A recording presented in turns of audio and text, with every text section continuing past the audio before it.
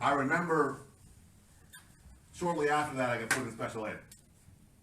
I was the class clown. I didn't have any interest in learning. You know, I'm the kid running around playing the fart game, right?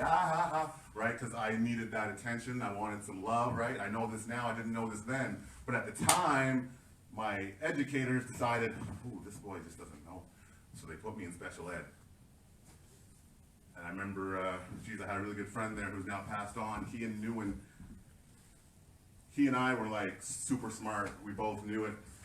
We would talk in this special ed class, like, because he was a really cool breakdancer from the Pepsi Breakers. Remember those guys? And we'd be talking, and we're both like, man, what is going on here? But he ended up moving away, and I ended up staying in special ed. So from Bayside, I went to, and I'll just give you the history. From Bayside, I went to St. Joseph's School. If you're not a Catholic at a Catholic school, this is a challenge in those days, because they still had nuns and priests and boards to hit you with. And then I went from St. Joseph to Forest Hills. Forest Hills, they did not get me, and this is where my story really starts.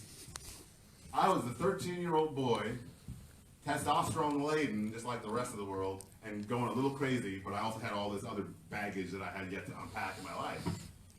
So I got in some serious doo-doo at Forest Hills. Enough about that, because there's a good piece to this later.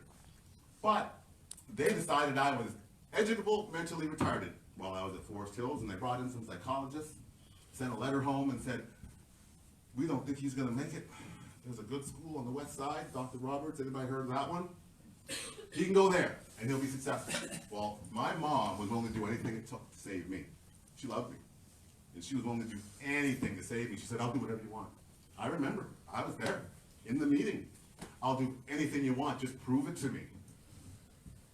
If they had came back with a test score that suggested Dr. Roberts, I wouldn't be here, because she would have done whatever to help me.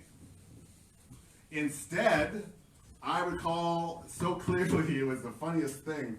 I remember they took me into this room with this assessor, this psychologist, and a nurse, and they started putting the tests to me, right? Oral comprehension, mathematical comprehension, writing comprehension. Well, I guess I comprehended a little more than they expected. Because they were about to send me to, excuse me, it was the language of the day, they were going to send me to a school for retards. And I had a grade 11 IQ in grade 7. And it wasn't because I was bad to the bone, it was because I was bored to the bone. They were trying to feed me stuff I didn't care about. I'd already read the whole Encyclopedia Britannica. My mother bought it for us when I was 6. Guess what the first book I ever read that I remember was? Mein Kampf. Is that what you're reading at 8 years old? That's what I was reading, right? I didn't even know, I just knew who Hitler was, and I knew this was a really crazy person. I'm gonna read this shit. Excuse me for my vulgarity. So I read it. You know, this is the kind of things I was doing at that time, but yet I was educable, mentally retarded. Or was it, I was locked in a system that didn't have time, capacity, resources, or the wherewithal to help a kid that they didn't give a shit about. Sorry. So, you try doing a rewind from that one, right? Now I'm educable, mentally retarded. They can't prove it, but they still believe it. It's time to go to another school.